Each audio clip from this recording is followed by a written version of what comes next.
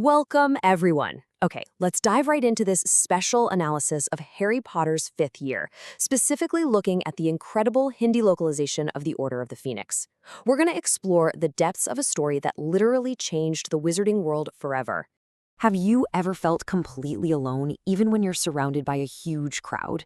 Take a second and really think about that. That feeling where no one gets you and you're just totally isolated? Well, that exact crushing loneliness is exactly what Harry is dealing with at the very start of this story. He's finally made it back to Hogwarts, but man, everything has changed. Here's our roadmap for today. We'll start with Harry's loneliness, move on to Dumbledore's army, then look at the magic of the Hindi dub, share some behind-the-scenes trivia, break down the prophecy and the final battle, and finish up with the greatest magic of all. Part 1. Harry's loneliness. So the wizarding world is in absolute chaos right now. Lord Voldemort is back, but the Ministry of Magic? They're completely in denial. Minister Cornelius Fudge is so terrified of losing his position that he literally brands Harry a liar. Suddenly, the entire magical community is looking at Harry with suspicion. Imagine carrying the weight of a massive, terrifying truth that absolutely no one believes. It's destroying Harry from the inside out, making him question if he's actually the one going bad. But right in the middle of that darkness, Sirius Black steps up as this incredible beacon of hope. When Harry is terrified that he's losing his mind, or worse, turning into someone like Voldemort, Sirius hits him with this: "We've all got both light and dark inside us. What matters is the part we choose to act on. That's who we really are." It's just such a powerful, grounding moment that gives Harry the direction he desperately needs. Part 2, Dumbledore's Army. Let's move to the next chapter and see how this builds. Okay, so we've got a new Defense Against the Dark Arts teacher at Hogwarts, Dolores Umbridge, and she flat out refuses to teach the students any actual practical magic. The Ministry just wants them memorizing useless theory. But Harry, he's not having it. He secretly gathers his friends in the Room of Requirement and starts Dumbledore's Army. They actually practice real defensive spells. It's this amazing moment where practical knowledge and standing together become their biggest weapons against oppression. You know, whenever we break down a movie for an explainer, we follow a specific process, right? We watch it, cut it into smaller segments, and pull out the core story. Well, Harry is essentially doing the exact same thing here. He's taking this massive, terrifying, looming war and breaking it down into small, practical, focused lessons for his secret army. Taking a massive goal and breaking it into bite-sized pieces. That's literally how you win. Part 3. The Wizarding World in Hindi. Now, if you grew up watching the Hindi dub, you know the localization is just next-level creative. Gryffindor becomes Garudwar, and Slytherin is Nag Shakti. It's a brilliant use of Sanskrit and Hindi. But the absolute best one, Expecto Patronum, translating to Pitru Deva Sanrakshanam. Using those heavy, powerful Sanskrit words made the spell feel so incredibly emotional and deeply rooted for Indian audiences. It just hits different, you know? And it wasn't just the translation. The voice actors really breathed life into this world. Across the whole series, Harry alone was voiced by 3 different actors, including Ami Trivedi and Karan Trivedi. You had legends like Vinod Kulkarni voicing multiple characters and Hiran Joshi bringing Neville Longbottom to life in Hindi. All of this hard work is exactly what brought the magic straight into our living rooms. Part 4. Behind the Scenes.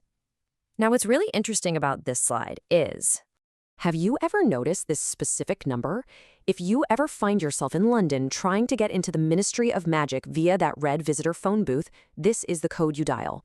If you type 62442 on a standard telephone keypad, it literally spells out the word magic. How cool is that? Then there's this massive number, 15,000. It actually stands for 2 totally different, crazy things in this movie. First, they had to create 15,000 CGI crystal balls for the Department of Mystery scene because using real glass would have just been way too expensive. And second, a staggering 15,000 girls auditioned for the role of Luna Lovegood, which of course went to the iconic Evanna Lynch. Here's some more rapid-fire trivia for you. This is the longest book in the entire series, but somehow it's the second shortest film. Also, Evanna Lynch actually made her own famous radish earrings for Luna. Oh, and here's a slightly painful one. Helena Bonham Carter, who plays Bellatrix, accidentally stuck her wand into Matthew Lewis's ear during a scene and actually ruptured his eardrum. So yeah, even on a super dark movie set, things were pretty chaotic. Part 5, The Prophecy and the Final Battle. Things get really serious when we finally hear the mysterious prophecy that dictates Harry's entire life. For neither can live while the other survives. That's not just a passing comment. It's an unbreakable chain tying Harry's fate directly to the Dark Lord. It means it's a fight to the death, and only one of them is walking away. The whole sequence at the Ministry is just pure escalating chaos.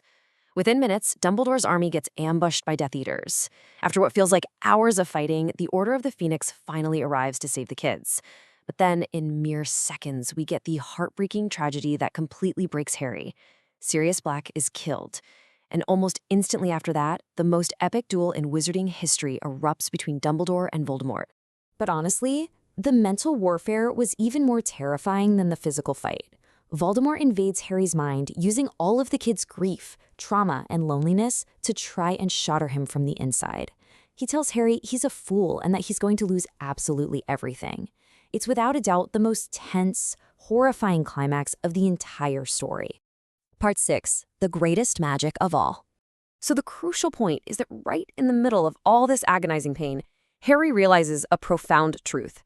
He pushes back against Voldemort and says, "You're the weak one, and you'll never know love or friendship, and I feel sorry for you." It's his capacity for love and all the incredible memories of his friends that act as the true unstoppable magic. That's what actually forces Voldemort out of his head. Love is the ultimate magic, and it's Voldemort's biggest blind spot. We've journeyed all the way from Harry's intense isolation, through the student rebellion, the awesome behind-the-scenes secrets of the Hindi dub, right up to the ultimate power of love. The Order of the Phoenix is really a story about resilience, courage, and finding hope. It shows us that even in our darkest moments, a little bit of light changes everything. So I want to leave you with this.